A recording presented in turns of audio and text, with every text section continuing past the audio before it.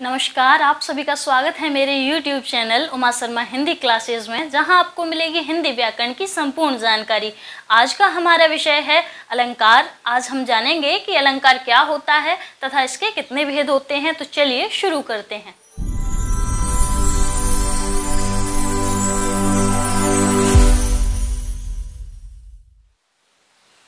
आज हम बात करेंगे शब्दालंकार का। जो पहला भेद है अनुप्रास अलंकार की, अनुप्रास किसे कहते हैं तथा इससे पहले हम जान लेते हैं कि शब्दालंकार किसे कहते हैं या शब्दालंकार को किस प्रकार परिभाषित कर सकते हैं।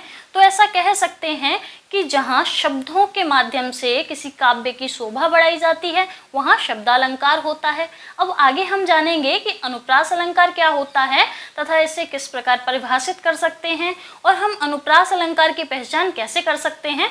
तो सबसे पहले हम जान लेते हैं कि अनुप्रास अलंकार क्या होता है। तो जैसा कि यहाँ नाम से पता चल रहा है, अनुप्रास दो शब्दों से मिलकर बना होता है, अनु तथा प्रास। अनु का अर्थ होता है बार बार तथा प्रास का अर्थ होता है वर्ण। तो इस प्रकार अनुप्रास के नाम से ही हम देख सकते हैं कि यहाँ हमें पता चल रहा है कि जब किसी काव्य में किसी वर्ण की आवृत्ति बार बार होती है वहाँ अनुप्रास अलंकार होता है। तो इसके अर्थ के माध्यम से ही हम अनुप्रास अलंकार को परिभाषित कर सकते हैं। परिभाषा देख लेते हैं कि जब किसी पंक्ति में किसी एक वर्ण की आवृत्ति दो या दो से अधिक बार हो वहाँ अनुप्रास अलंकार होता है। तो इस प्रकार हम कह सकते हैं कि जब किसी काव्य में कोई वर्ण दो या दो से अधिक बार आए वहाँ अनुप्रास अलंकार होता है। अनुप्रास अलंकार को इस प्रकार भी परिभाषित कर सकते हैं कि जब किसी काव्य की वर्णों के माध्यम से शोभा बढ़ाई जाती है वहाँ अनुप्रास अलंकार होता है। अब बात आती है कि अनुप्रास अलंकार की पहचान हम कैसे कर सकते हैं। तो इसके लिए कुछ उदाहरण हैं जो कि देख लेते हैं। पहला उदाहरण यहाँ दिया हुआ है, रघुपति राघव राजा राम। तो इस उदाहरण में हम देख सकते हैं कि र वर्ण की आवृत्ति कितनी बार हुई है। यहाँ हम देख सकते हैं कि र वर्ण की आवृत्ति 4 बार हुई है। और जैसा कि परिभाषा में बताया गया था कि अनुप्रास अलंकार में कोई वर्ण 2 बार आए या 2 से अधिक बार आए वहाँ अनुप्रास अलंकार होता है। आगे हम जानते हैं, इसके और भी उदाहरण दिए हुए हैं, उनमें हम किस प्रकार पहचान कर सकते हैं अनुप्रास अलंकार की। तो देखते हैं, जैसा दूसरा एग्जाम्पल दिया हुआ है, तरन तनुजा तट तमाल तरुवर बहुछाए। इस उदाहरण में हम देख सकते हैं कि यहाँ त वर्ण की आवृत्ति 2 से अधिक बार हुई है। तो इस प्रकार हम कह सकते हैं कि इस उदाहरण में अनुप्रास अलंकार है। आगे अगला उदाहरण देखते हैं, दिया हुआ है चमक गई चपला चमचम। यहाँ हम देख सकते हैं इस उदाहरण में ये जो च वर्ण है इसकी आवृत्ति 2 से अधिक बार हुई है। तो इस प्रकार हम कह सकते हैं कि इसमें अनुप्रास अलंकार है। और भी उदाहरण हैं, देख लेते हैं।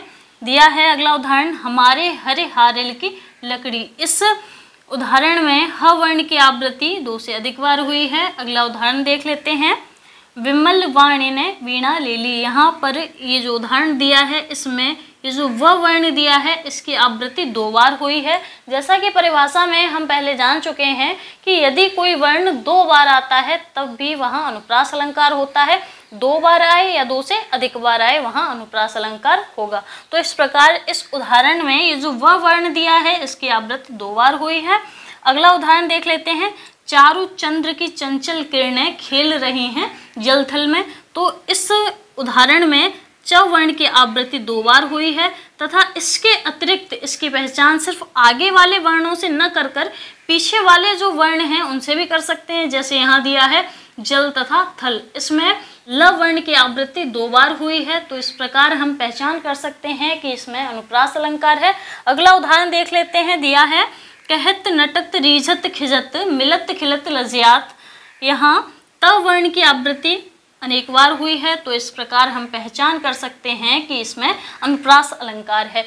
तो इस प्रकार अनुप्रास अलंकार के बारे में हमने जाना कि जहाँ वर्णों के माध्यम से किसी काव्य की शोभा बढ़ाई जाती है वहाँ अनुप्रास अलंकार होता है तथा इसकी पहचान ऐसे कर सकते हैं कि जहाँ या जिस काव्य में किसी वर्ण की आवृत्ति 2 बार हो या 2 से अधिक बार हो वहाँ अनुप्रास अलंकार होता है। अगर आपको मेरी ये वीडियो पसंद आई हो तो लाइक, शेयर, कमेंट और सब्सक्राइब जरूर करें।